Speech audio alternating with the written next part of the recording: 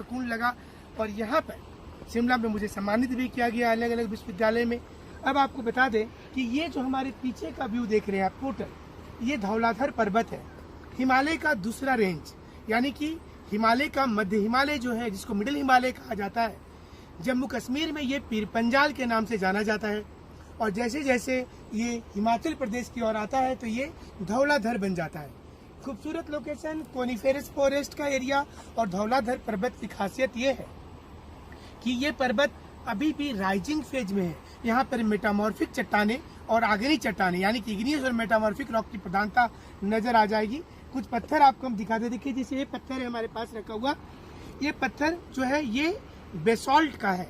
तो जब igneous rock बनता है, वोल्केनिक रॉक, तो बेसॉल्ट उसमें तैयार होता है। ऐसे ढेर सारे पत्थर होंगे। ये कच्ची सड़कें हैं, लैंडस्लाइडिंग भी आपको मिलेगा। देखिए, और देखिए एक पत्थर हमने फेंका तो नीचे पता नहीं कहाँ तक चला जाएगा। ये पीछे में एक लुक आपको दिख रहा होगा वाटरफॉल का, थोड़ा सा आप दिखाइए। वाटरफॉल छोटी झरना है, और जहाँ जहाँ पर माउंटेन एरिया में क्रेक्स होता है, उस क्रेक से अंडरग्राउंड वाटर जो है वो ऊपर की ओर आ जाता है। तो आपको ये तस्वीर हम दिखाने की कोशिश कर रहे हैं, अगर आपको दिखा पाए व्यू थोड़ा सा ये सामने में। ऐसे आपको हिमाचल प्रदेश में वाटर सोर्सेज ऐसे काफ़ी नज़र आएंगे, जो आप इस वक्त में देख रहे होंगे। हमारे दाहिनी ओर में ये तस्वीरें हैं।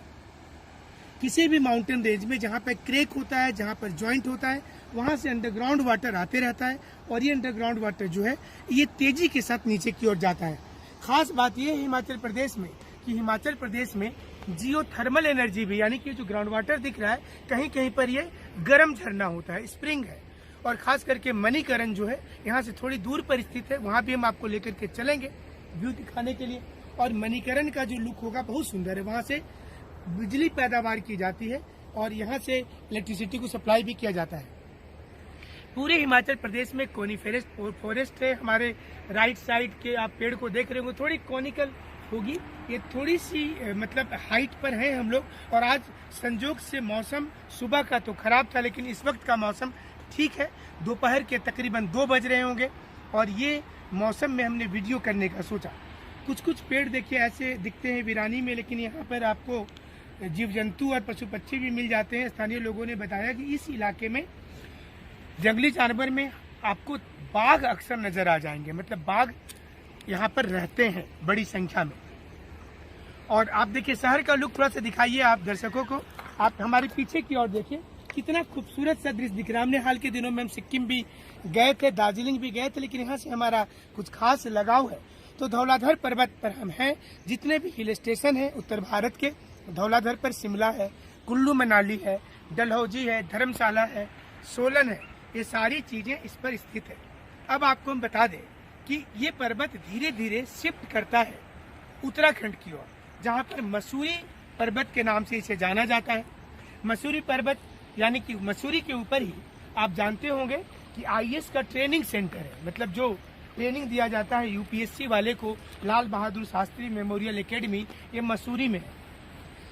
हिमाचल प्रदेश में आपको नौकरी करने के लिए एचपीएससी क्वालिफाई करना है।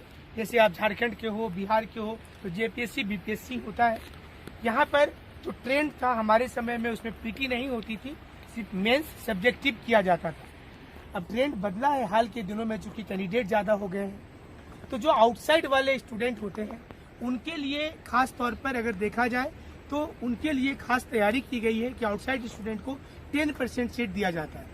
हिमाचल प्रदेश में प्रत्येक वर्ष तकरीबन 200 के आसपास वैकेंसी आती है, किसी वर्ष 100 वैकेंसी होती है। तो 10 सीट आउटसाइडर के लिए होता है। हिंदी राज्य के आप हैं तो आपके लिए अच्छा मौका है, और आप इस सुनहरे प्रदेश में आकर के नौकरी कर सकते हैं और हिमाचल के साथ वो रिश्ता निभा सकते हैं। दूर तक आपको घने जंगल दिख रहा होगा, आप देख रहे हैं इस समय में, लेकिन यहाँ पर डेंसिटी ऑफ फॉरेस्ट पिछले 25 साल के बाद, 30 साल के बाद जब हिमाचल पहुँचे तो क्लाइमेट में बड़ा परिवर्तन नजर आया है। जो ठंड पहले होती थी वो नहीं के बराबर है अभी। हालांकि ये महीना जुलाई के एंडिंग की ओर है। अभी आज का जो डेट होगा 27-28 तारीख का, 28 जुलाई का है।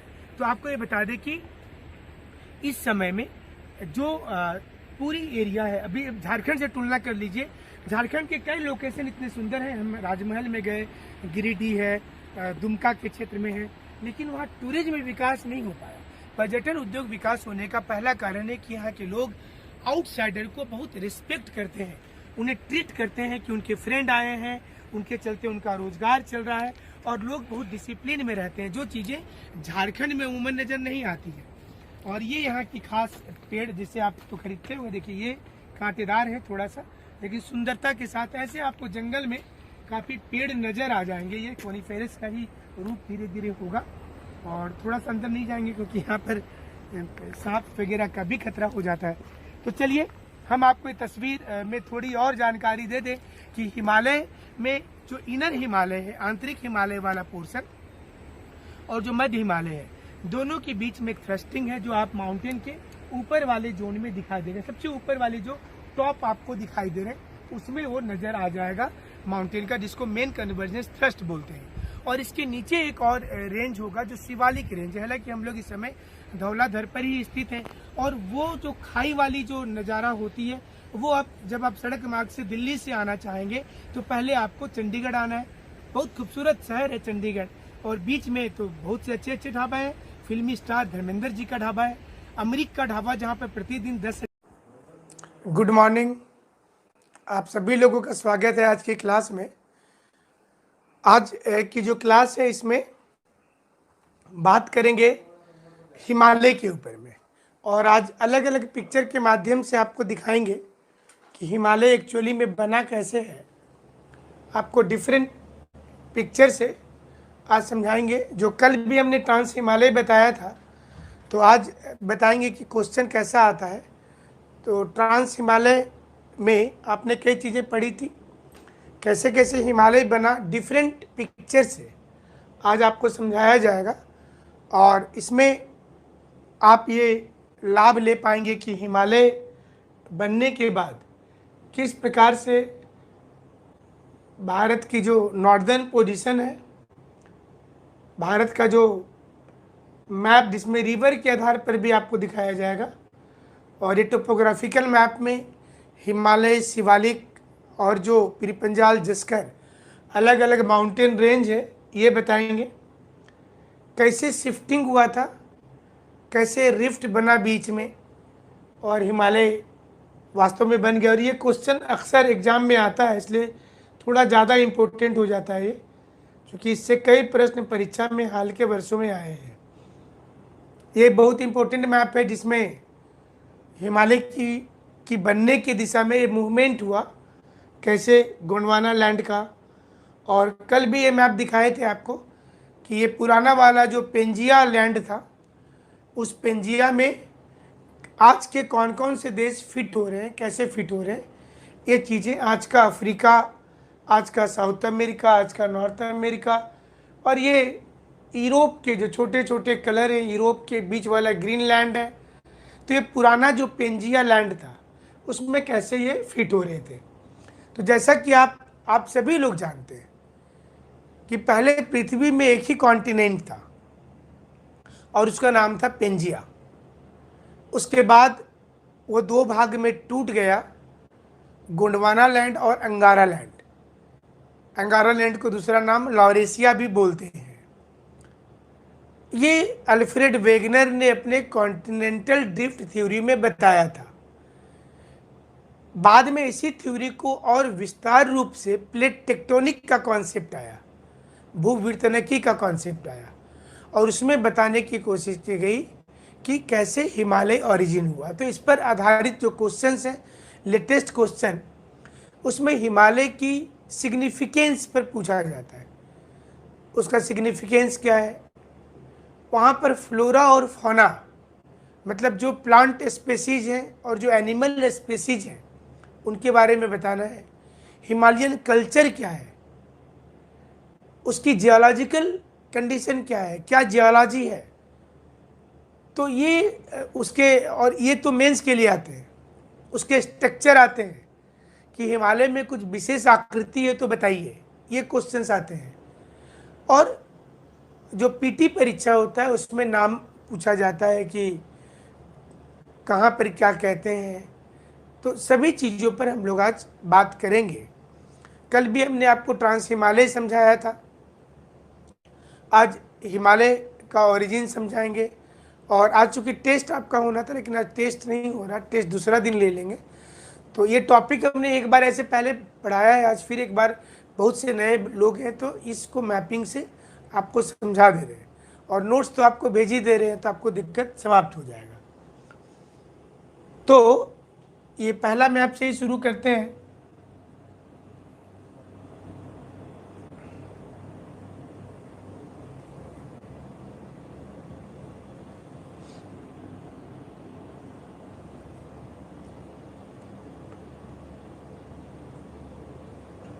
Oh no, I am unable to hear you.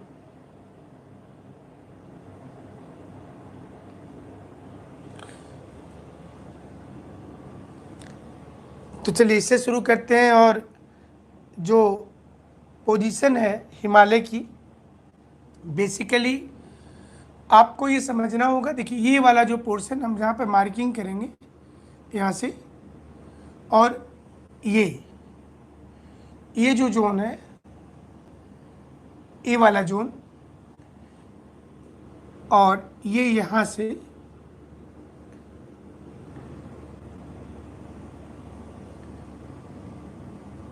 ये जोन जो है, ये हिमालय का जोन है। मतलब यहाँ से लेकर के ये पोर्शन, जिसको हम अभी, ये कलर हो सकता है नहीं दिख रहा हो, तो ये जो ब्लू वाली लाइन हम खींच रहे हैं, ये बेसिकली हिमालय का जोन है। और यही वो क्षेत्र है जहाँ पर तेथिज महासागर था, जो पुराना तेथिज महासागर था वो यहीं पर था स्थित। लेकिन ऐसा क्या हुआ कि इस महासागर में, मतलब महासागर का तो एक्सटेंशन काफ़ी बड़ा था, ये पूरा एरिया जो है, ये पूरा एरिया, ये पूरा जोन, ये महासागर का जोन था पहले, ये वाला। तो ऐसा क्या हुआ कि यहाँ पर एक बड़ा माउंटेन धीरे धीरे तैयार हुआ। उसके पहले कुछ बेसिक जानकारी आपको हिमालय के बारे जान लेनी चाहिए, छोटी छोटी चीज़ें, कि हिमालय की उत्पत्ति तकरीबन 65 मिलियन ईयर पहले हुआ। उस काल को केनोजोइक, उस काल को केनोजोइक काल कहा जाता है। तो ये केनोजोइक या टर्सरी, कहीं कहीं पर आपको टर्सरी लिखा हुआ मिलेगा। तो evolution and origin of Himalaya is in the period tertiary. किसी किसी जगह पर आपको इसका नाम लिखा हुआ मिलेगा मायोसीन। तो ये सारी जियोलॉजिकल नेम है जो आपको मिलेंगे। या तो आपको मिलेगा केनोजोइक, CANOZOIC, केनोजोइक, या टर्सरी, या मायोसीन। तो एक ही नाम है। 65 मिलियन ईयर पहले इसकी शुरुआत हुई थी बनने की, और आज तक ये डेवलपमेंट हो रहा है। हिमालय का आज तक डेवलपमेंट हो रहा है। जैसा कल बता रहे थे आपको कि सबसे ऊपर में जम्मू कश्मीर में काराकोरम है, जो पहले बन चुका था, जो हमने आपको कल बताया था। और उसके नीचे लद्दाख है, ये भी पहले बन चुका था, ये हिमालय में नहीं आता है। और इसके नीचे जैसे आता है जस्कर, इसके नीचे आता है पीर पंजाल, और इसके नीचे आता है शिवालिक। तो यहाँ से लेकर के यहाँ तक इसको बोलते हैं हिमालय। जस्कर, पीर पंजाल और शिवालिक, तो ये तीनों को मिलाकर के हिमालय बोलेंगे। ये तीनों को मिलाकर के हिमालय बोलते हैं। उसके ऊपर जो आपको काराकोरम दिख रहा है और लद्दाख दिख रहा है, ये वाला काराकोरम और ये वाला लद्दाख, ये हिमालय में नहीं आता है। ये नहीं आता है और ये नहीं आता है। बाकी तो उसके नीचे जो तीन है वो तीन हिमालय में आते हैं। ये वाला जस्कर, ये पीर पंजाल और ये शिवालिक। ऐसे हिमालय का चयन कुछ इसी प्रकार से है। ये इस और में ज्योग्राफर तो ये भी मानते हैं कि ये हिमालय यहाँ से बेंडिंग होकर के ऐसे करते हुए नीचे की ओर चला गया है, जहाँ पर अंडमान निकोबार है वहाँ तक चला गया है। और इसी प्रकार से ये सुलेमान किरथार रेंज की ओर इधर चला गया है, और यहाँ से ये उधर चाइना की ओर में चला गया। ऐसे यहाँ पर जो आपको बार बार बताते हैं कि इस रीजन में पामीर नॉट है, तो ये हिमालय का विस्तार मानते हैं। और ये वाला चीज़ जहाँ क्रॉस लगा रहे, ये हिमालय में नहीं है, वो काराकोरम है, और ये लद्दाख है, ये भी हिमालय में नहीं है। उसके नीचे जो है, तो सबसे ऊपर जम्मू कश्मीर में काराकोरम, इसके नीचे लद्दाख, उसके नीचे जस्कर, इसके नीचे पीर पंजाल, और इसके नीचे शिवालिक। तो ये जो तीन है यहाँ से लेकर के यहाँ तक, इसको हिमालय बोलते हैं। ये जब कभी आप जस्कर का नाम सुनेंगे हिमालय है, पीर पंजाल का नाम सुनेंगे हिमालय है, शिवालिक का नाम सुनेंगे हिमालय है, तो उस वक्त हिमालय का जिक्र आपको वो हिमालय ही कहा जाता है। तो अब आपको ये बता दें कि यहाँ तक काराकोरम से लेकर लद्दाख तक जो है वो अंगारा लैंड है। हम एक एक चीज़ आपको समझाएंगे तो दिक्कत नहीं होगी कभी भी इसको समझने में। लेकिन ये सब कुछ हुआ कैसे, तो ये कैसे हुआ उसके पहले कुछ नाम आप जान लीजिए कि जो हिमालय में अक्सर जिक्र होता है। तो जस्कर जो है, ये वाला जो जस्कर माउंटेन है, ये पहला हिमालय का भाग है। और जस्कर माउंटेन का ज़्यादा भाग जो है ये नेपाल की ओर चला गया है। मैंने इसके जो ज़्यादा पार्ट है ये नेपाल की ओर में इस प्रकार से ऐसे देखिए, ऐसे करते हुए ऐसे है। तो चाइना में यहाँ पर एक जगह है, ये है नामचा बरबा, और जम्मू कश्मीर में एक जगह है नंगा पर्वत। यहाँ पर इस जगह पर नंगा पर्वत। हिमालय यहाँ से लेकर के और ये यहाँ तक, ये दोनों के बीच में हिमालय है। मतलब हिमालय का वेस्टर्न मोस्ट जो पीक होगा वो नंगा पर्वत होगा, और जो ईस्टर्न मोस्ट मतलब इधर दाहिना हाथ ईस्ट है, तो ये नामचा बरबा है। ये चाइना में है, ये जम्मू कश्मीर में है। इसमें भी डिस्प्यूट चल रहा है। हमारे कल भी हम आपको समझा रहे थे ट्रांस हिमालय वाला क्षेत्र, तो उसमें भी चल रहा है। तो और यहाँ ये यहाँ पर एक ऐसे बेंड है, हम दूसरा कलर यूज कर दे रहे हैं तो थोड़ा समझ में आएगा। यहाँ पर एक ऐसे बेंड है, ये वाला, ये इंडस रिवर के लिए हमने बनाया है। और यहाँ से ही इस ओर में जहाँ पर हमने देखिए, यहाँ पर एक बेंड है इस जगह पर, ये ब्रह्मपुत्र नदी के लिए है। मतलब हिमालय एक तो यहाँ सिंधु घाटी जो आप सुनते थे सिंधु नदी के किनारे, तो इंडस और ब्रह्मपुत्र यहाँ नामचा बरबा और नंगा पर्वत के पास में दो बेंडिंग है। मतलब हिमालय किस दो नदी के बीच में, तो एक नदी कौन सा है उसमें, एक नदी है इंडस जो यही मानसरोवर झील से निकल रही है, जो कल पढ़ा रहे थे आपको कि काराकोरम का भाग कैलाश है वहाँ पर। और दूसरा सेकेंड जो है वो है ब्रह्मपुत्र जो नामचा बरबा के पास टर्न ले रही है। तो ये जो तकरीबन 2400-2500 किलोमीटर की जो लेंथ है ये दो बेंडिंग पर है। तो जब स्ट्रक्चर आपको हिमालय का लिखने के लिए आएगा तो उसमें एक पॉइंट ये वाला लिखा जाता है कि जो इसको बोलते हैं ज्योग्राफी में सिंटैक्सियल बेंड। तो जब स्ट्रक्चर मेंस में आएगा लिखने तो उसमें लिखना है कि हिमालय की दो जगह पर कुछ इस प्रकार की बेंडिंग है, ऐसा एक इस साइड में और एक उस साइड में, इस प्रकार की बेंडिंग है। तो सिंटेक्सियल बेंड, और दूसरा पॉइंट आप लिखेंगे आर्क्वेट ट्रेन, मतलब पूरा हिमालय एक धनुष के जैसा आपको दिखाई देगा। जब आप इसको सेटेलाइट से देखेंगे तो आप ऐसे भी देखें तो पूरी हिमालय के जो लुक है कुछ इस प्रकार से है, देखिए ऐसे है। तो ये हिमालय की खासियत है भारत में कि ये एक तो यंग फोल्ड माउंटेन है, मिट्टी के जमा होने के बाद बना है, और इसके दो किनारे पर दो सिंटेक्सियल बेंड है, और जिस बेंड के किनारे एक बेंड यहाँ पर है, और फिर देखिए ऐसे करते हुए ये थोड़ा सा नीचे से ऐसे करते हुए हिमालय, देखिए एक बेंड यहाँ पर है, ये इसको सिंटेक्सियल बेंड बोल रहे हैं।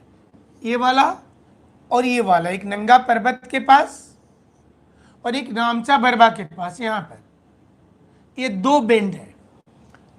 और ये भी देखिए जानकारी होगा आप लोगों को कि जो ब्रह्मपुत्र नदी है और जो इंडस नदी है और जो सतलज नदी है, एक नदी यहाँ से है इसी जगह से, देखिए यहाँ से एक नदी इधर जा रही है, एक नदी इधर जा रही है ऐसे, और एक नदी इधर आ जा रही है ऐसे।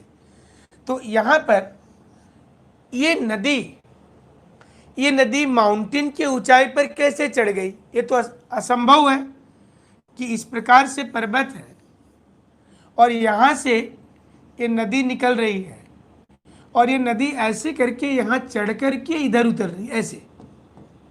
तो ये तो असंभव जैसा चीज़ है, मैंने इसके बियॉन्ड, अगर यहाँ माउंटेन है तो सोचिए कि इधर से नदी निकल रही है और अपोजिट दिशा में जा रही है, मैंने यहाँ से नदी निकल रही है और ऐसे चढ़ करके वो इधर ऐसे नीचे जा रही है ऐसे। तो ये तो देखने में असंभव लगता है कि ऐसा थोड़े हो सकता है कि इतना ऊंचा और विशाल पर्वत पर पीछे साइड से कोई नदी चढ़े, पहले ऐसे सीढ़ी के जैसा चढ़े और चढ़ने के बाद फिर नीचे। तो इसको ज्योग्राफी में एंटीसीडेंट रिवर बोलते हैं। एंटीसीडेंट रिवर यानी कि पूर्ववर्ती नदी। और ये पूर्ववर्ती नदी कैसे होता है कि बेसिकली कि जो जब जैसे सोचिए कि ये नदी बह रही है, ये नदी यहाँ पर बह रही है और यहाँ माउंटेन बनने का शुरुआत हुआ यहाँ पर। तो माउंटेन एक ही रात में नहीं है कि बन गया, माउंटेन एक ही रात में बन गया ऐसा बात नहीं है। अब एक दिन में अगर माउंटेन सोचिए कि 10 सेंटीमीटर ऊपर उठता है या 10 के जगह 15 सेंटीमीटर ऊपर उठता है, एक साल लगता है माउंटेन को, एक साल में 15 मिलीमीटर या 20 सेंटीमीटर ऊंचा उठेगा। हम तो आपको एक दिन का बता रहे हैं। अगर एक दिन में 10 सेंटीमीटर ऊंचा उठता है तो ये नदी का ये हुआ नदी का पहला पोजीशन। अभी नदी क्या करेगी कि जैसे जैसे ये ऊपर उठ रहा है तो नदी भी धीरे धीरे, देखिए यहाँ से नदी भी धीरे धीरे ये ऊपर की ओर जाने लगेगी ऐसे। अभी ऐसे बहेगी नदी। फिर माउंटेन थोड़ा सा और ऊंचा उठता है। सोचिए कि माउंटेन थोड़ा सा और ऊपर उठ जाता है ऐसे। तो फिर ये नदी भी धीरे धीरे ये थोड़ा सा, फिर देखिए नदी फिर थोड़ी ऊपर उठ गई थोड़ी सी, क्योंकि थोड़ा थोड़ा उठना नदी के लिए बहुत ईजी काम होता है ऐसे। और यही प्रोसेस अगर माउंटेन ऐसे धीरे धीरे करते हुए और किसी समय पर इतना ऊंचा हो जाती है ऐसे, तो नदी भी धीरे धीरे करते हुए किसी समय पर अपना डायरेक्शन वो सेम रखते हुए, और देखिए वो भी ये एक दिन में नहीं हुआ, ऐसा कई वर्षों में हुआ। तो ऐसी नदी, जैसे ये नदी अगर बह रही है और इसके नीचे में माउंटेन तैयार हो रहा है, तो माउंटेन अगर धीरे धीरे ऊपर उठ रहा है तो धीरे धीरे भी उठ रही है। एक ही दिन का तो नहीं है ये तो कोई नहीं है कि कोई ठिका था अचानक से रात को बिल्डिंग खड़ा करना है। ये तो नेचुरल प्रोसेस है। तो नदी धीरे धीरे जंप करते करते ऊपर उठना शुरू हो गई। ऐसा होने में करोड़ों साल लगा, ये होने में 65 लाख साल लगा। तो ऐसी नदी को जब आप देखेंगे तो आपको असंभव लगेगा कि पहले नदी ऐसे चढ़ी और फिर उधर नीचे उतर रही है। बट ऐसा इसलिए हुआ कि नदी पहले बह रही थी, नदी के रास्ते में माउंटेन बनना शुरू हुआ और धीरे धीरे नदी भी उसके ऊपर ऊपर जाने लगी और चली गई। इसको एंटीसीडेंट रिवर बोलते हैं। ऐसी नदी गॉर्जेज एक कैनियन बनाता है। ऐसी नदी की खासियत होती है कि इस प्रकार की जो नदियां होती हैं, ये नदी भी शेप का गॉर्ज का निर्माण करेगा या आई शेप का कैनियन का। वर्ल्ड का सबसे डीपेस्ट कैनियन कौन है बताइए? विश्व का सबसे गहरा कैनियन कहाँ है? कैनियन मतलब आई शेप वैली। जब आप उसको लुक वाइज देखेंगे, मतलब ये इसको काट करके अगर भी शेप बनाती है तो गॉर्जेज बोलते हैं उसको, गॉर्जेज। और जब आई शेप बनाया जाता है तो उसको कैनियन बोलते हैं। वर्ल्ड का डीपेस्ट कैनियन कौन है? इंडियन सब कॉन्टिनेंट पर तो डीपेस्ट कैनियन इंडस का है। यहाँ पर इस जगह पर जो इंडस नदी का कैनियन है, देखिए ये एग्जैक्टली देखिए यहाँ पे पिक्चर दिख रहा है, ये ऐसा बेंडिंग ये वाला यहाँ पर नजर आ रहा है और एक बेंडिंग देखिए यहाँ पर दिख रहा है ये। तो ये दोनों नदी कैनियन का निर्माण कर रही है। ग्रैंड कैनियन एरिजोना, ये सही उत्तर है। कोलोराडो नदी बनाती, अमेजन नहीं बनाती है। ये ग्रैंड कैनियन जो है अमेरिका में कोलोराडो नदी के द्वारा निर्माण किया जाता है। और वहां पर कौन सा माउंटेन है? अमेरिका में कौन सा पर्वत है? कॉन्गो रिवर नहीं बनाती है।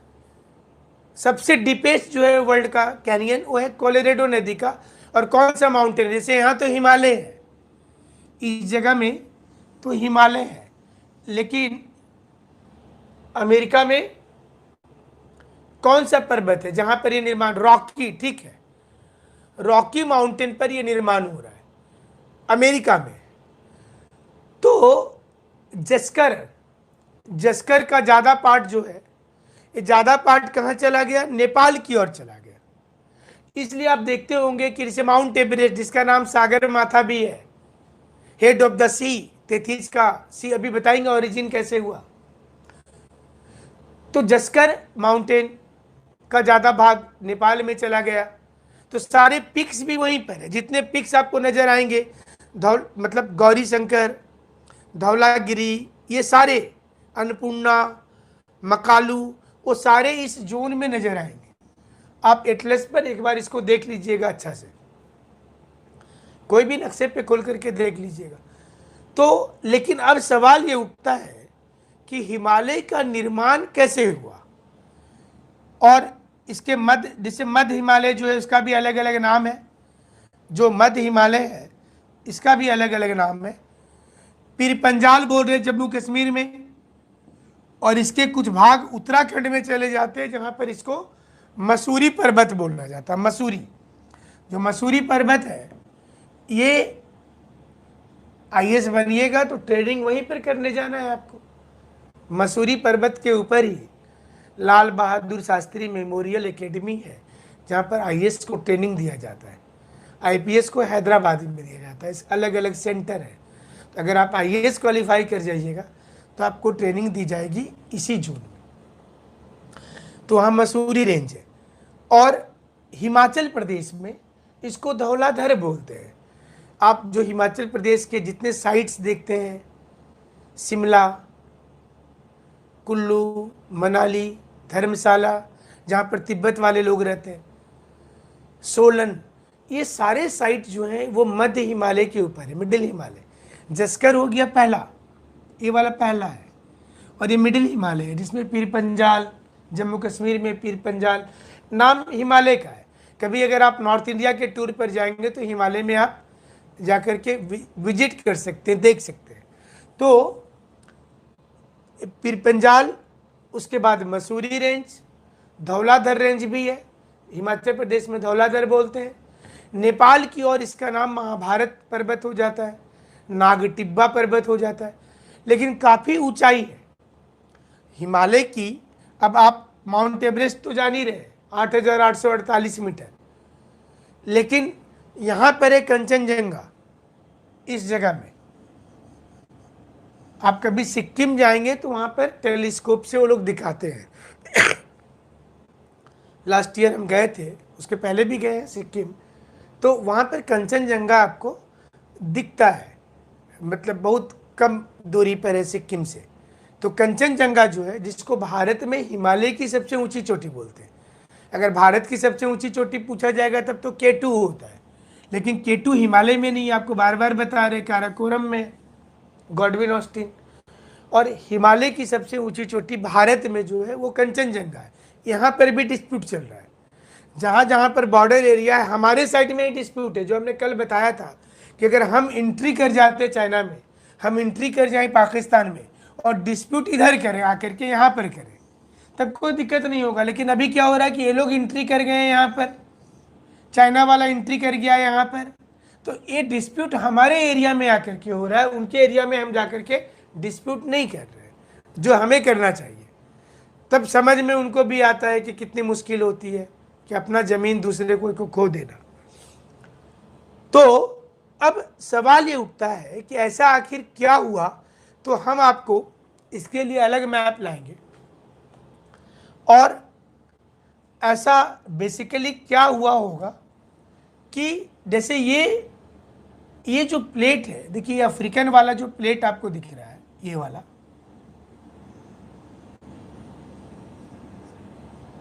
और ये ऑस्ट्रेलिया भी देखिए यहां से टूट गया है, जिस समय में इंडिया, और ये इंडिया है। तो जिस वक्त अफ्रीका से ऑस्ट्रेलिया टूट रहा है, उसी वक्त में देखिए अंटार्कटिका भी टूट रहा है सारे। और देखिए ये यूरोप और एशिया, ये वाला जो दिख रहा है आपको एरिया, और ये भूमध्य सागर तैयार हो रहा है बीच में, ये बीच वाला पोर्शन जो है ये मेडिटेरियन सी तैयार हो रहा है। ये वाला देखिए आप गल्फ ऑफ पर्सिया तैयार हो रहा है, ये वाला एरिया लाल सागर है। देखिए ये उस वक्त की मैप है, लगभग 70 मिलियन ईयर पहले जब टूटा था पृथ्वी, उस समय की मैप है ये। और ये देखिए अमेरिका इधर की ओर जा रहा है, ये ऊपर की ओर जा रहा है, और ये वाला चीज साउथ अमेरिका देखिए सीधा होगा। ये रीजन यहां से टूट करके, देखिए यहां से टूट करके ही आया है। आप अगर एक बार थोड़ा देख के इसको देख ले तो क्लियर हो जाएगा कि अभी तो देखिए सारे लोग एक साथ दिख रहे हैं। अभी ये इंडिया दिख रहा है, और इसमें कहीं आपको पाकिस्तान नजर नहीं आ रहा है, क्योंकि पूरा ब्लॉक के इंडिया का था, और भी कोई अगल बगल के कोई देश आपको नजर नहीं आएंगे। और जैसे चाइना अपना पुराना चीज खोजता है कि उसके पूर्वज कहाँ कहाँ थे, वो जमीन उसी का है। तो अगर इंडिया इसको सोचेगा तो आज इसके जितने पड़ोसी राष्ट्र हैं वो सब हमारा ही है, किसी देश के बारे में आपको जानकारी नहीं मिलेगी। और ऑस्ट्रेलिया देखिए यहाँ पर हमसे ये भी जुड़ा हुआ है, ये, और बाद में न्यूजीलैंड यहाँ से अलग हुआ। ये अंटार्कटिका का ब्लॉक है, ये वाला, और ये ब्लॉक अफ्रीका का है। ये अफ्रीका के ब्लॉक से अगर देखेंगे तो साउथ अमेरिका, ये साउथ अमेरिका यहाँ से ही अलग हुआ है। देखिए दिख भी रहा है दोनों का शेप, और ये बीच में एक पतली जो रेखा दिख रही है, सेंट्रल अमेरिका वाला, जो पतली पट्टी दिखती है। आप जब नॉर्थ अमेरिका साउथ अमेरिका देखेंगे, और ये देखिए नॉर्थ अमेरिका, देखिए अभी तक इसे पिक्चर तैयार नहीं हुआ था, ये उस समय की मैप है। ये देखिए ये नॉर्थ अमेरिका, ये वाला पोर्शन नॉर्थ अमेरिका का है। तो और ये जो छोटे छोटे ब्लॉक दिख रहे हैं आपको, देखिए अभी जो आप दूसरा वाला मैप देख रहे थे, जहाँ पर यूरेशिया जो है, यूरेशिया, यूरोप और एशिया एक साथ, ये वाला ब्लॉक जो है, ये ब्लॉक, इसको हम अलग कर दे रहे ताकि आपको यहाँ से देखिए ये ब्लॉक अलग हुआ है यहाँ से, और फिर ये वाला, ये जोन अलग हो गया। ये पेंजिया है। पहले पूरे वर्ल्ड में एक ही कॉन्टिनेंट था और वह था पेंजिया ब्लॉक। लेकिन ऐसा क्या हुआ फिर कि जो आपने दूसरा वाला पिक्चर अभी देखा था कि ये चीजें टूट गई। और यही कारण है कि बहुत कुछ आप जब प्लेट टेक्टोनिक थ्योरी पढ़ेंगे तो उसमें आपको हमने बताया भी होगा प्रीवियस क्लास में, किसी क्लास में, कि अफ्रीका और इंडिया और अंटार्कटिका और साउथ अमेरिका, देखिए इसकी जब चट्टानें एक साथ दिख रही हैं, सारा ये वाला ब्लॉक, ये पूरा ब्लॉक एक साथ दिख रहा है आपको, ये तो जो भी टेक्टोनिक एक्टिविटी हुई वो तो सारे में एक साथ हुआ होगा। इसलिए जब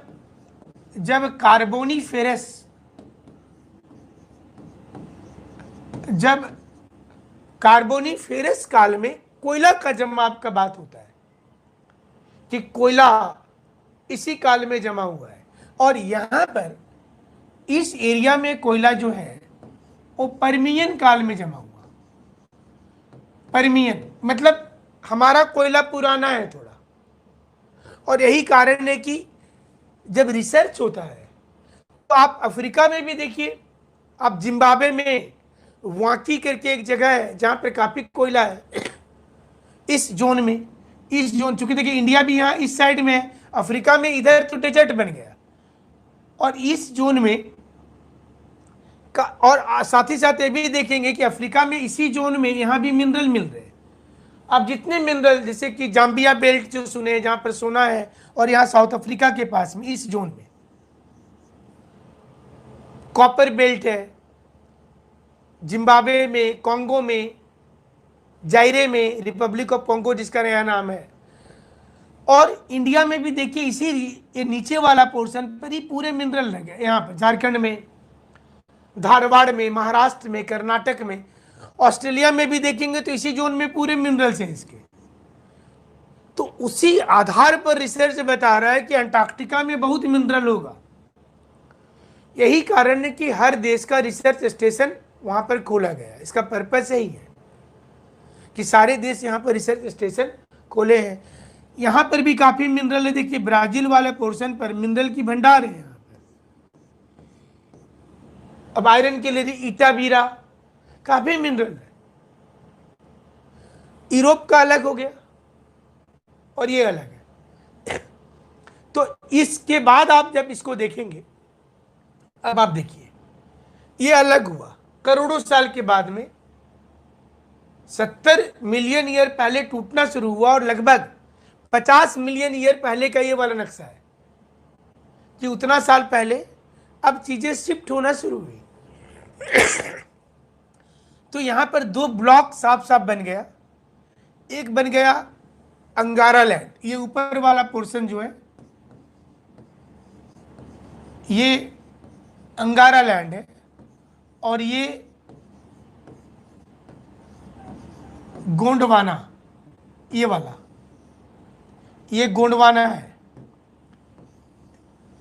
ये गोंडवाना लैंड है।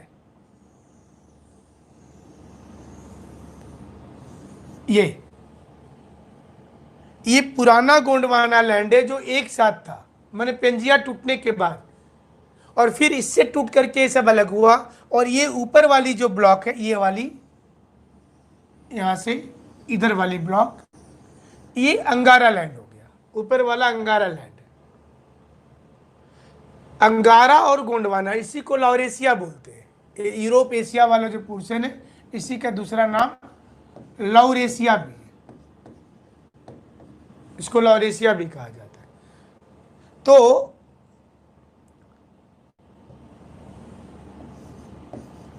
लॉरेशिया, वो कलर नहीं दिख रहा है,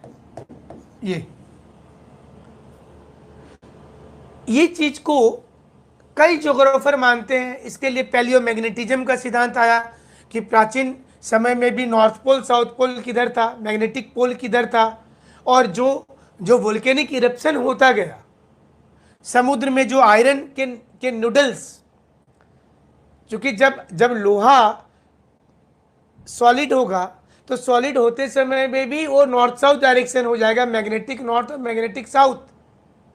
तो पैलियोमैग्नेटिज्म का स्टडी जब किया जाता है तो उसमें मतलब चट्टान किस काल का है तो पता चल जाता है, U-235 मेथड से, C-14 से, वो तो पता चल जाता है, लाइफ के बारे में भी पता चलता है। और किधर मूवमेंट हुआ, मतलब अगर अगर सपोज करें कि यहाँ पर कोई लोहा यहाँ पर कोई दिख रहा है, फिर यहाँ पर दिख रहा है, तो इसका काल पता कर लिए और ये किस डायरेक्शन में फिट हुआ है, जो लोहे का जमाव हुआ वो किस डायरेक्शन में हुआ है, चाहे कॉन्टिनेंट पर हो चाहे समुद्र पर हो, तो वो डायरेक्शन बता देता है कि इस इतना साल पहले ये पोल किधर था। तो ये तो मूवमेंट हो रहा था, तो चट्टानों से उसको पैलियोमैग्नेटिज्म बोला जाता है। मतलब प्राचीन काल का चुंबक का गुण, और वो आज भी पता चल जाता है कि ज्योग्राफिकल नॉर्थ से 11 डिग्री ईस्ट में जाएंगे कि वेस्ट में जाएंगे, हमको मैग्नेटिक नॉर्थ मिल जाएगा, मैग्नेटिक साउथ मिल जाएगा। तो ये हिमालय के बनने के समय की ये प्रक्रिया है। इसके साथ एक इम्पोर्टेंट चीज़ ये बताएंगे आपको कि थोड़ा सा कि मोटे तौर पर ये जितने भी आप कॉन्टिनेंट देख रहे हैं वो किसी ना किसी प्लेट पर है, वो किसी ना किसी प्लेट पर है। जितने भी कॉन्टिनेंट आप देख रहे हैं वो कोई प्लेट है, मतलब एक प्लेट है समझिए। तो आपको एक प्लेट पर ये है, इसकी अब प्लेट की डिपेंड करता है कि इसकी डेंसिटी क्या है।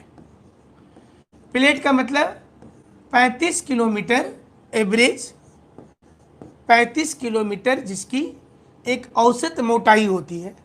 और ये ऊपर वाला भाग जिसको आप ज्योग्राफी में क्रस्ट के नाम से जानते हैं, ये प्लेट है। ये चीज़ें कॉन्टिनेंट पर 35 किलोमीटर है, लेकिन समुद्र में 10 से 15 किलोमीटर का ही ये प्लेट है। और इसी प्रकार से ये माउंटेन के ऊपर 80-85 किलोमीटर का प्लेट होता है।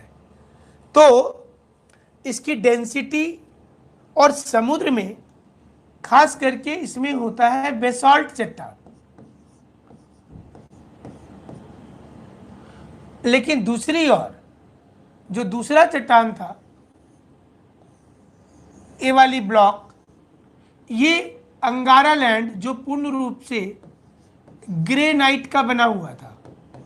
ग्रेनाइट की डेंसिटी कम होती है बेसाल्ट से, इसकी डेंसिटी बेसाल्ट से कम होती है। तो जो आप मैप पर देख रहे हैं कि ये जब मूवमेंट हो रहा था, मतलब ये मूवमेंट जो आप इस पर देख रहे हैं कि ये मूवमेंट कुछ मूवमेंट ऐसा हो रहा है, ये जो प्लेट जो हम आपको पिक्चर बता रहे हैं, ये मूवमेंट इस प्रकार से हो रहा है और ये उस ओर में जा रहा है, ये प्लेट उधर जा रहा है। आप देखिए ये वाला मूवमेंट इधर हो रहा है, ऐसे ये मूवमेंट ऊपर की ओर हो रहा है, और ये ब्लॉक सामने की ओर आ रहा है। पहले तो दूर दूर चला गया, और इसके लिए प्लेट टेक्टोनिक का सिद्धांत बोलता है कि इसके लिए कन्वेक्शन करंट जो मैग्मा का है, वो मैग्मा का कन्वेक्शन करंट इसको करवाया। तो फिर ये जो ग्रेनाइट है और ये बेसाल्ट है, जब आमने सामने की नौबत आ गई दोनों की, दोनों प्लेट की, कि एक दूसरे के एकदम नज़दीक आ गए, तो उस कंडीशन में क्या हुआ कि बेसाल्ट वाला जो भाग था ये नीचे की ओर चला गया, ऐसे नीचे की ओर चला गया। यहाँ बेसाल्ट का भाग नीचे की ओर चला गया, और जब बेसाल्ट का भाग नीचे की ओर चला गया तो यहाँ पर क्या हुआ कि मैग्मा इसको पिघलाना शुरू कर दिया इसको, और अचानक से इस पूरे एरिया में क्या हुआ, ज्वालामुखी फटना शुरू हो गया। यहाँ पर लावा आ रहा है ऊपर, इसको इंग्लिश में ओरोजेनी बोलते हैं, माने ओरोजेनी बेल्ट बन गया। लगातार लावा ऊपर आ रहा है, मैग्मा को ऊपर की ओर ढकेल रहा, मैग्मा ही ऊपर आ रहा है तो लावा बोलते हैं। तो जम्मू कश्मीर के एरिया में जो द्रास है, तो वहां पर द्रास वोल्केनो इस एरिया में जब हिमालय बनने लगा तो इस एरिया में द्रास वोल्केनो की उत्पत्ति हुई। यहाँ पर इस रीजन में पहले ये पूरा यहाँ पर ज्वालामुखी फटना शुरू हुआ। पहले ज्वालामुखी की क्रियाएं हुई,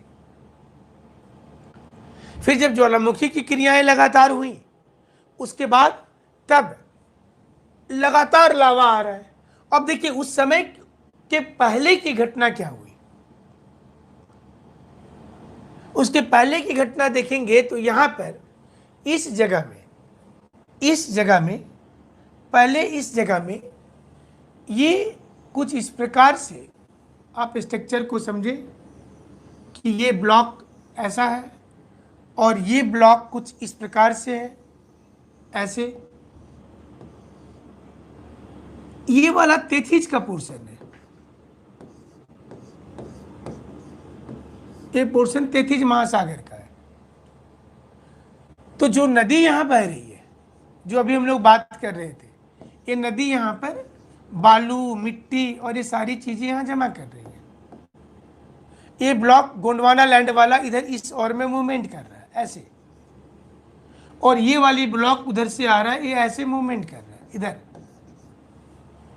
जो चीज आप इसमें देख रहे हैं, इसमें इस चीज को बताया जा रहा है कि ये वाला ब्लॉक इधर जा रहा है। एक पिक्चर और रहेगा, ये थोड़ा ऊंचा चला गया, फिर सामने की ओर आ रहा है। प्लेट टेक्टोनिक सिद्धांत का कहना है कि ये सारा कुछ मैग्मा के मूवमेंट से हो रहा है, मतलब नीचे से मैग्मा ऊपर आ रहा है और वो जिधर मूवमेंट कर रहा है उसी ओर में ये मूवमेंट इसका भी चल रहा है।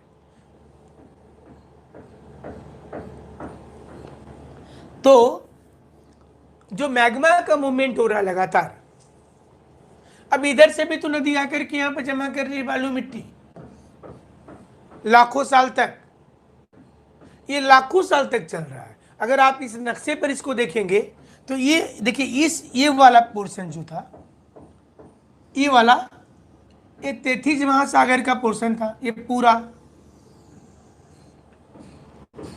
अब यहां पर ये वाला तेथिज महासागर है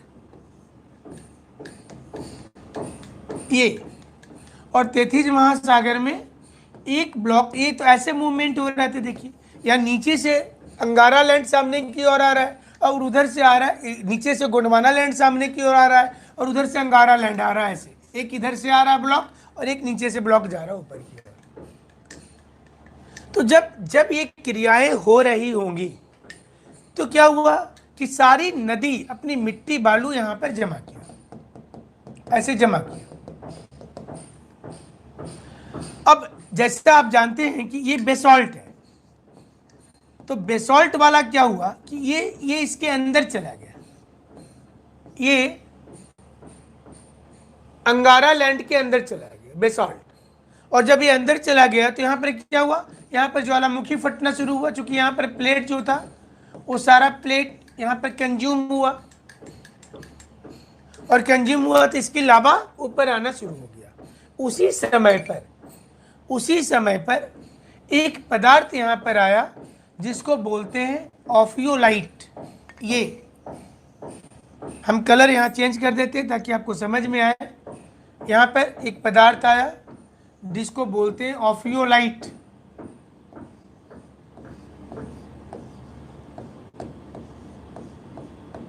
ऑफियोलाइट, और ये ऑफियोलाइट सीमेंटिंग नेचर का था। सीमेंटिंग नेचर मतलब ये जोड़ने वाला गुण करता था। इससे क्या हुआ कि अंगारा लैंड और गोंडवाना लैंड, ये अंगारा लैंड और गोंडवाना लैंड, ये दोनों में यहां पर एक स्टिचिंग हो गई। इस जगह में एक स्टिचिंग हो गई, यहां पर एक स्टिचिंग हो गई। इसको अगर इस नक्शे पर देखेंगे तो ये यहां पर इस जगह में एक यहां पर ऐसा, एक इस जगह पर एक स्टिचिंग हो गया। मतलब अब ये ब्लॉक आगे की ओर नहीं जा पाएगा। जो आगे की ओर प्लेट मूवमेंट कर रहा था, इधर से अंगारा लैंड आ रहा है और इधर से गोंडवाना लैंड इसको पुश कर रहा है, यहां से गोंडवाना लैंड इसको पुश कर रहा है। तो इसके बीच का ये तैथिज महासागर के बीच में यहां पर नदी भी मिट्टी बालू डाल रही है और ये अंदर से चला गया 35 किलोमीटर अंदर से। और इस जगह पर ये स्टिचिंग हो गया, यहां पर एक स्टिचिंग हो गया। और जैसे ही स्टिचिंग हुआ तो अब तो ये जो अंदर की ओर घुस रहा था, ये जो मूवमेंट हो रहा था, ये मूवमेंट रुक गया।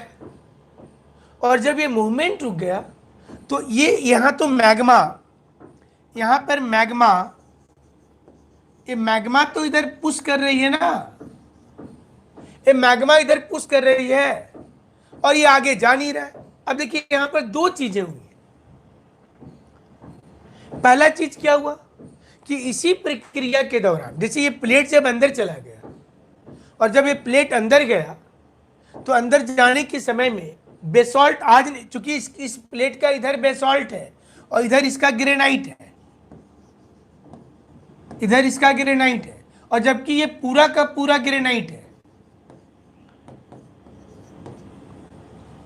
तो जैसे ही ये ब्लॉक बेसॉल्ट का डेंसिटी ज्यादा था, बेसॉल्ट का डेंसिटी ज्यादा था तो वो क्या हुआ, अंदर चला गया। और एक समय के बाद बेसॉल्ट कंज्यूम हुआ होगा, बेसॉल्ट कंज्यूम हुआ होगा, बेसॉल्ट खत्म हो गया होगा। तो फिर ग्रेनाइट, पीछे से तो ग्रेनाइट है ना उसी चट्टान पर, इधर का चीज जो है ये समझिए कि बेसॉल्ट है, ये ग्रेनाइट है और ये अंदर जा रहा है। तो एक समय के बाद तो ये कंज्यूम होगा ना, फिर ग्रेनाइट भी चला गया पीछे से। तो अगर बर्फ को पानी में डुबा देंगे तो बर्फ क्या होगा, ऊपर आ जाता है। तो जब ग्रेनाइट लिक्विड में डूबा होगा, क्योंकि ग्रेनाइट का डेंसिटी कम है, तो ग्रेनाइट को मैग्मा क्या किया, रिजेक्ट किया। और जब मैग्मा रिजेक्ट किया तो ये प्लेट यहां से धीरे धीरे क्या हुआ, ये ऊपर की ओर आना शुरू हुआ। ऐसे ये ऊपर की ओर आना शुरू हुआ और जैसे ही ये ऊपर की ओर आना शुरू हुआ, यहां से ये प्लेट जो है ये ऊपर की ओर आना शुरू हुआ। तो देखिए यहां पर अब एक तो ऊपर वाला वो है, देखिए यहां पर ये ऊपर की ओर आना शुरू हुआ, क्योंकि ग्रेनाइट को वो बर्दाश्त नहीं कर पा रहा है, ग्रेनाइट को मैग्मा बर्दाश्त नहीं कर पा रहा है। नतीजा क्या हुआ कि धीरे धीरे ये प्लेट ऊपर की ओर आना शुरू हुआ और ये जब ऊपर आना शुरू हुआ तो ये वाला जो प्लेट था ये भी धीरे धीरे इसकी भी ऐसे और हाइट हो गई, ऐसे ये वाला पोर्शन ऐसे हो गया। तो इससे क्या बना, इससे बना तिब्बत का पठार। इसलिए तिब्बत का पठार इतना ऊंचा बना जिसको पामीर बोलते हैं। ये इतना ऊंचा बनने का कारण ये है कि पामीर का छत, तिब्बत का एरिया का ऊंचा होने का मुख्य कारण ये है। ये कैसे हुआ होगा, तो इस ओर से पुश हो रहा है। तो देखिए ये वाला प्लेट जब अंदर गया तो रिजेक्ट हुआ, तो यहां पर ये ऊपर की ओर है ऐसे, और ये वाला प्लेट जब नीचे से ऊपर उठा तो इसके ऊपर वो चढ़ा हुआ है अंगारा लैंड, तो वो और ऊंचा हो गया यहाँ, जो इस रीजन में बना तिब्बत का पठार। यहां पर तिब्बत का पठार का निर्माण हुआ। और सामने में ये पूरे नजदीक सामने में तैथिज महासागर था। तो तैथिज महासागर जहां पर था उस जगह में अब नदी तो यहां पर जमा कर रही है ना, जो नदियां हैं वो नदी लगातार मिट्टी और बालू जो है वो जमा करते जा रही है। तो यहां पर अब आप देखिए दो कंडीशन है, एक तो उसकी तिब्बत का पठार ऊंचा उठ गया, ऑफियोलाइट एक पदार्थ आ गया जो आगे मूवमेंट होने नहीं दे रहा है, और यहां पर मिट्टी बालू जमा है। तो जहां पर मिट्टी बालू आपको जमा दिख रहा है, यहां पर जब इधर से पुश हुआ, जब ये इधर से बहुत ज्यादा प्रेशर बढ़ा, अभी ये आगे जा ही नहीं पा रहा है और ये मुलायम चीजें हैं, यहां पर मिट्टी बालू जमा है। तो क्या हुआ, इसके सामने में जब पुश शुरू हुआ तो धीरे धीरे इसकी मिट्टी बालू ऐसे इस प्रकार से ऊपर उठना शुरू हुई और ये ग्रेट हिमालय बना। तो ये हिमालय का जो पहला पार्ट है, फर्स्ट पार्ट, वो यहां पर तैयार हो गया। और तैयार इसलिए हो गया कि यहां लगातार लगातार यहाँ पर प्रेशर पड़ रहा था। देखिए ये हिमालय का पहला भाग तेथिज महासागर में तैयार हो गया, जिसका नाम है जस्कर माउंटेन, जिसका नाम है जस्कर माउंटेन। और ये जस्कर माउंटेन जब बना, जैसे ही जस्कर माउंटेन की उत्पत्ति होती है तो उसके तुरंत बाद फिर नदी अब इसको काट, माने ये भी होने में करोड़ों साल लगा, एक साल में नहीं हुआ। फिर नदी इसको काट करके मिट्टी बालू जमा की तेथिज महासागर में, और उसके बाद धीरे धीरे फिर यहाँ पर सेकेंड जो मिडिल हिमालय बना, सेकेंड वाला भाग, ये वाला मध्य हिमालय की उत्पत्ति हुई, मिडिल हिमालय बना, जो अभी आप पढ़ रहे थे, फिर पंजाल, धौलाधर, नागटिब्बा, महाभारत, मसूरी, ये मध्य हिमालय बना। और फिर ये दोनों हिमालय के कटे हुए पदार्थ से, इसका और इसका, ये दोनों को नदी काट करके यहाँ जमा किया। तो अब तो पूरा मिट्टी तो खत्म हो चुका है, थोड़ा बहुत बचा है। तो तीसरा स्टेज में थर्ड हिमालय बना, जिसको शिवालिक बोलते हैं, इसलिए इसकी ऊंचाई काफी कम है, इसलिए इसको फुटहिल्स ऑफ हिमालय कहते हैं। इसको अगर आप इस नक्शे पर देखेंगे तो आप एक दूसरा नक्शा पे दिखा रहे, तो देखिए ये कुछ इस प्रकार से हुआ कि पहला तो आपको हमने बताया कि जैसे ये प्लेट अंदर की ओर गया, अंदर की ओर जाने के बाद देखिए ऐसे ऊपर उठा यहाँ, तो ये तिब्बत का पठार इस पूरे जोन में बना। ये तो सामने से गया ना, ऐसे सामने से गया।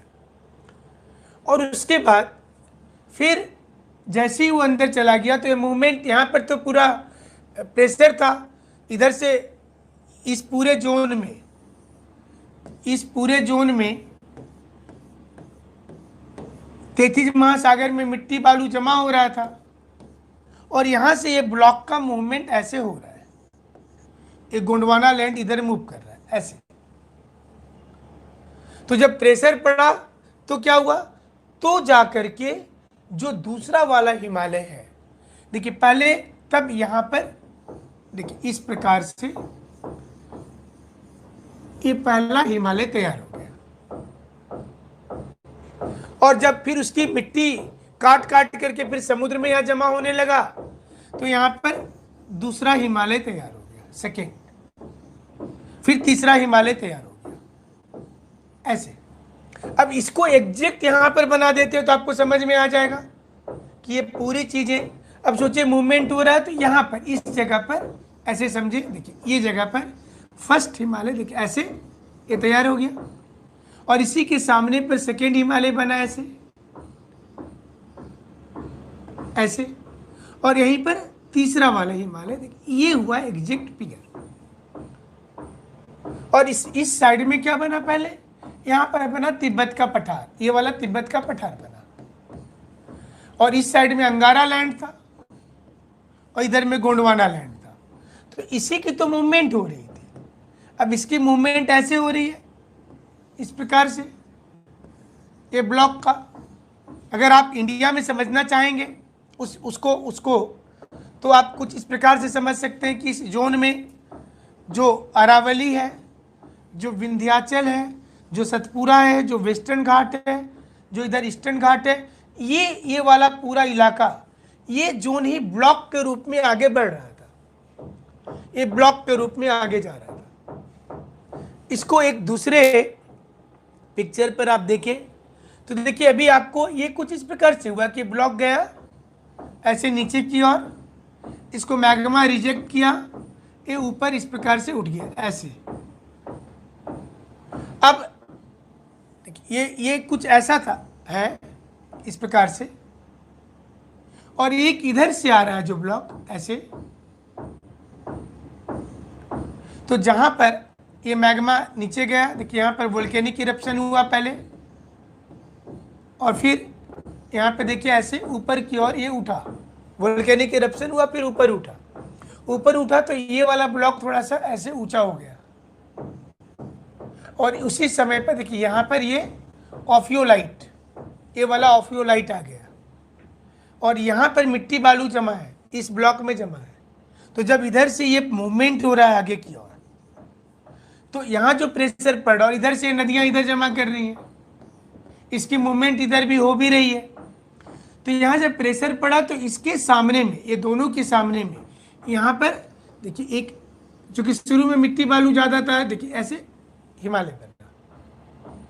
उसके बाद फिर सेकेंड हुआ तो सेकेंड वाला बना यहाँ पर, फिर थर्ड हुआ तो छोटा ये शिवालिक बना। ये बेसिकली ये चीज़ें हिमालय बनते समय हुई। जो हिमालय की उत्पत्ति आप पढ़ते हैं तो उसमें इसी का योगदान हुआ। आप अगर देखेंगे तो देखिए ये नेपाल है, तो ये एग्जैक्टली देखिए यहाँ से शुरू हुआ हिमालय बनना ऐसे, और ऐसे करते हुए देखिए ऐसे करते हुए इस जोन में ये पूरा इलाका में ये हो गया। और फिर जब सेकेंड हिमालय बनने का समय आया तो इसी के सामने में देखिए सेकेंड हिमालय ऐसे बना। सारा कुछ हुआ प्रेशर से, फोल्डिंग से हुआ। और फिर थर्ड हिमालय बनने का समय आया तो तीसरा भी उसके ठीक सामने में बन गया यहाँ पे ऐसे।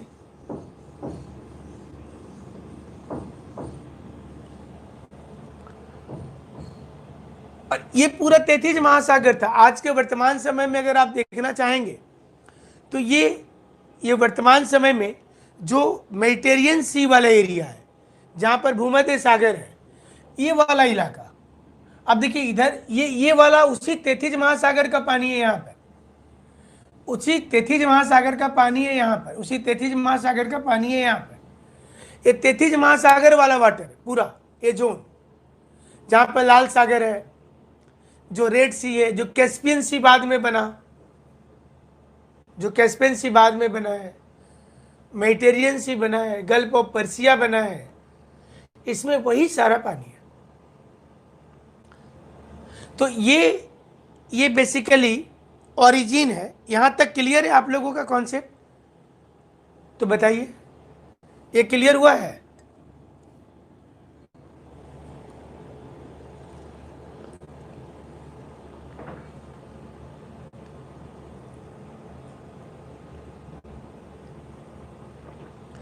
इसमें कुछ पूछना है तो पूछिए। Origin on the basis of plate tectonic, notes तो आपको मिल ही जा रहा है। समझने में कहीं दिक्कत हुई?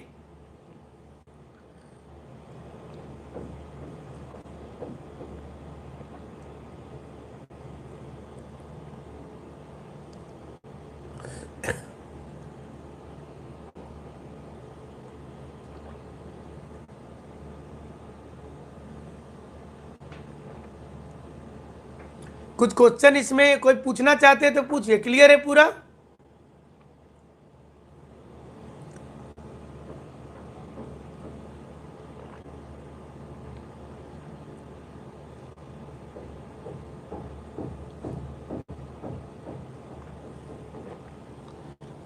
एग्जाम में एक क्वेश्चन आएगा ही आएगा।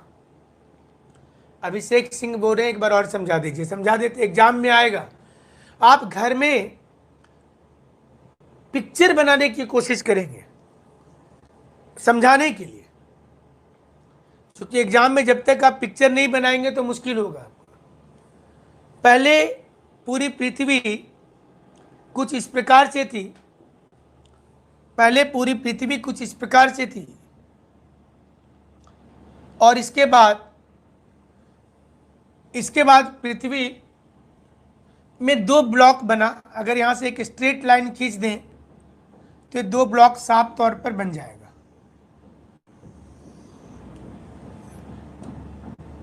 पृथ्वी पर दो ब्लॉक बना।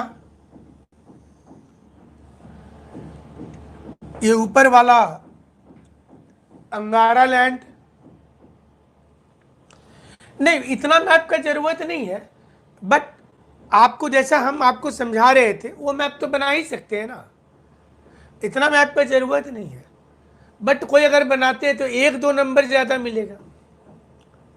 अभी मतलब देखिए कभी कभी क्या होता है ना, अभी हम एक एग्जाम्पल दे रहे, एक हमारे मित्र यूपीएससी में, मित्र नहीं बोलेंगे सीनियर,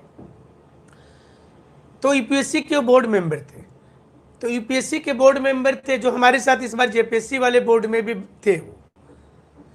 तो गारो खासी जयंतिया को हिमालय रेंज से अलग है। वो पूर्वांचल की पहाड़ी एक अलग ब्लॉक है जो बनते समय टूट के अलग हो गया था।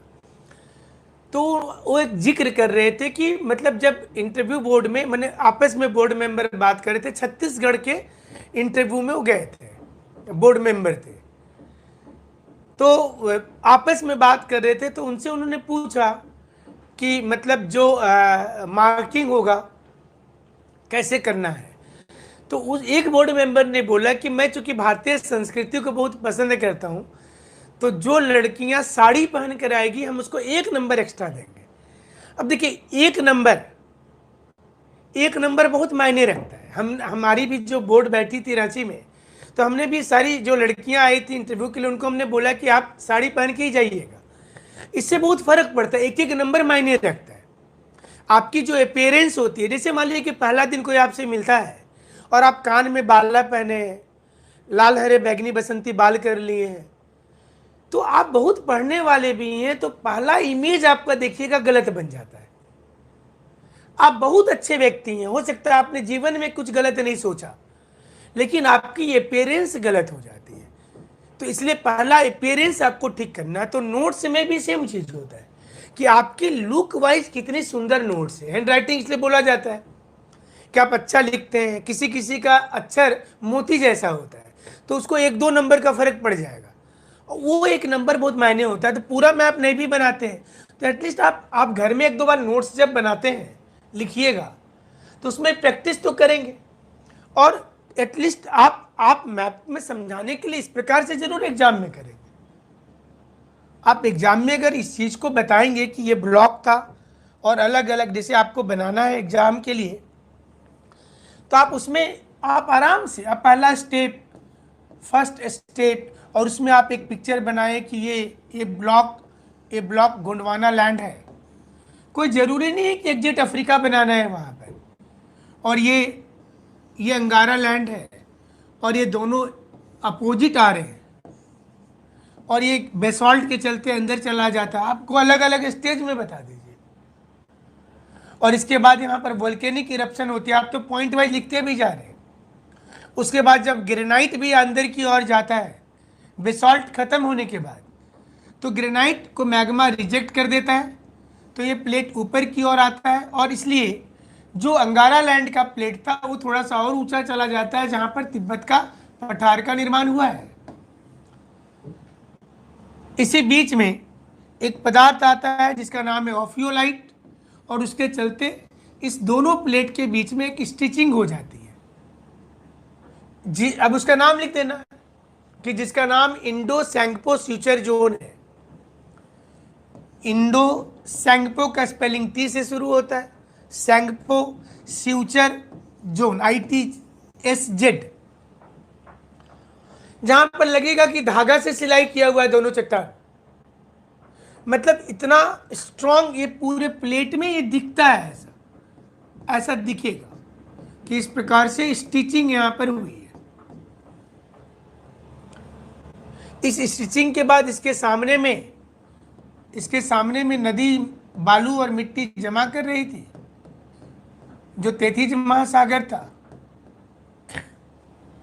तो जब प्रेशर पड़ा, तो जैसे ही प्रेशर पड़ा तो माउंटेन में प्रेशर पड़ा, तो यहां पर फर्स्ट माउंटेन जो था वो तैयार हो गया। ऐसे थोड़ा सा डार्क कलर कर दे रहे हैं ना, तो फर्स्ट माउंटेन जो था वो तैयार हो गया। फिर सेकेंड माउंटेन तैयार हो गया, और फिर थर्ड। देखिए बहुत आसान है। फिर थर्ड माउंटेन तैयार हो गया। अगर आप इसको भारत के नक्शे पर भी दिखाना चाहते हैं तो आप भारत का, जैसे डेली जब आप प्रैक्टिस करिएगा तो नक्शा तो आपसे बन ही जाएगा, उसमें क्या दिक्कत है। आप रोज प्रैक्टिस करेंगे घर में तो बनना ही बनना है।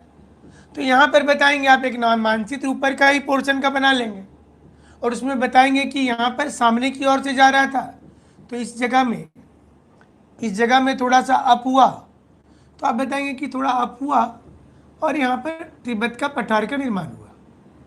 इसके बाद इसके जोन में हिमालय बना। आसान है, आप अगर कॉन्सेप्ट समझ गए हैं तो आप बना सकते हैं। कॉन्सेप्ट जरूरी होता है किसी भी चीज़ का, क्योंकि देखिए फैक्चुअल चीज़ आपके दिमाग से उतर सकता है। अगर आपको अभी हम 10 स्पेसीज का नाम बता देंगे तो वो रट करके जाना है, उसमें तो कोई कॉन्सेप्ट नहीं ना है। कि जैसे रोडोडेंड्रन वहाँ पर मिलता है, या एप्पल प्लांट मिलता है, बॉक्स मीटल मिलता है, जूनिपर्स मिलता है, जूनिपर्स टिबेटिका मिलता है, ये तो याद करके ही जाना पड़ेगा, इसमें तो कोई कॉन्सेप्ट है ही नहीं। लेकिन जो कॉन्सेप्चुअल चीज़ है वो याद करके अगर आप नहीं जाते हैं, समझ के जाते हैं, तो परीक्षा में लिखेंगे उसी पे नंबर आता है। अब देखिए कभी कभी यूपीएससी में, अब अगर आप हिमालय को देखें, देखिए यूपीएससी का हमको एक क्वेश्चन याद आ रहा है। अब वहां पर यूपीएससी में पूछ रहा है कि वेस्टर्न हिमालय की तुलना में, देखिए एक क्वेश्चन पूछ रहा है कि वेस्टर्न हिमालय की तुलना में, वेस्ट हिमालय मतलब यहां से ये वेस्टर्न हिमालय है, ये ईस्टर्न हिमालय है, इसकी तुलना में ईस्ट हिमालय में स्नो लाइन मतलब बर्फ जिसको बोलते हैं ना, बर्फ रेखा, ये बर्फ रेखा ऊंचा क्यों है? क्वेश्चन बोल रहा है कि ये वेस्टर्न हिमालय की तुलना में इस एरिया में स्नो लाइन मतलब जिसके बियॉन्ड सब कुछ बर्फ है, ये ऊंचा क्यों है? अब इसमें समझना होगा कि अगर आप विषुवत रेखा से देखिए तो विषुवत रेखा 0 डिग्री के तुलना में ये डिस्टेंस को आप उदाहरण से समझा रहे हैं। देखिए इसको मान लेते हैं 0, ये 0 है नहीं, ये तो आपको 23 से ऊपर की रेखा है। इसकी तुलना में ये डिस्टेंस देखिए, ये वाली डिस्टेंस, और इसकी ये डिस्टेंस देखिए, तो ईस्टर्न हिमालय वेस्टर्न की तुलना में इक्वेटर के ज़्यादा नज़दीक हो जा रहा है, और इक्वेटर के नज़दीक होने के चलते यहाँ पर ट्रॉपिकल इफेक्ट ज़्यादा है, मैंने टेम्परेचर ज़्यादा है, जिसके चलते क्या हो रहा है कि स्नो लाइन बहुत ऊंचा तक चला गया है, और यही वेस्टर्न हिमालय दूर है तो यहाँ पर नीचे से बर्फ मिलेगा। तो थोड़ा कॉन्सेप्चुअल मतलब आप पढ़ते समय भी अगर दिमाग लगाते हैं तो हो जाएगा, क्योंकि इसके ऐसे पूरे हिमालय के बेस में, पूरे हिमालय के बेस में ट्रॉपिकल है। ट्रॉपिकल मतलब जहां पर टेम्परेचर ज्यादा है, और ऊपर में परमाफ्रोस्ट है। परमाफ्रोस्ट का मतलब जहां पर परमानेंट बर्फ है। और ये जो फ्लोरा और फौना होता है, जो हिमालय के लिए क्वेश्चन आता है, ये डिपेंड करता है कि सॉइल कैसा है, क्लाइमेट कैसा है, कहीं का जलवायु कैसा है, वर्षा कैसा हो रहा है। देखिए इस साइड में वर्षा भी ज्यादा हो रहा है तो प्लांट भी बहुत हाइट तक मिल जाएगा वहां पर। ये भी क्वेश्चन आया हुआ है कि इस रीजन में प्लांट ज्यादा है एज कंपेयर टू वहां, मतलब यहां पर बहुत कम ऊंचाई तक पेड़ पौधा पाए जाते हैं जबकि यहां पर अधिक ऊंचाई तक पाए जाते हैं। इसका क्या कारण है? इक्वेटर वाला ही कॉन्सेप्ट लाना है, क्योंकि वहां पर बहुत नीचे से ही बर्फ शुरू हो गया ना जम्मू कश्मीर के एरिया में। तो ऑल्टीट्यूड, सॉइल, ये सारी चीज पे डिपेंड करता है। जितना ज्यादा ऊंचाई होगा, अब जैसे कि ऊंचाई पर स्नो लेपर्ड पाए जाते हैं, बर्फीला चीता, गोट फैमिली के काफी कुछ हैं जो लास्ट ईयर भी सिविल सर्विस में पूछा था। भैरल नाम की स्पेसीज पाई जाती है जिसको हिमालयन ब्लू शिप कहते हैं। ये हिमालय में पाई जाती है। वो उसकी वहां की इकोलॉजिकल बैलेंस, इकोसिस्टम से क्वेश्चन आजकल बहुत आते हैं। मस्क डियर, तार, THA, टैकिन एक एनिमल है, सेरो, गोरल, ये सारी चीजें पाई जाती है। ब्राउन डियर पाई जाती है, एशियन बियर भी पाए जाते हैं। रेड पंडा सिविल सर्विस में कई बार आया है। रेड पंडा ईस्ट एरिया में है, कॉनिफेरस फॉरेस्ट में रहते हैं। यहां रेड पंडा, ये एग्जाम में कई साल आया कि रेड पंडा वेराइटीज किधर है हिमालय में, ये ईस्टर्न हिमालय में कॉनिफेरस फॉरेस्ट में रहता है। लंगूर, कश्मीरी ग्रे लंगूर, ये सारी चीजों को आप लिख सकते हैं। हाइड्रिंजा हिट्रा, ये नोट्स में आपको भेज देंगे।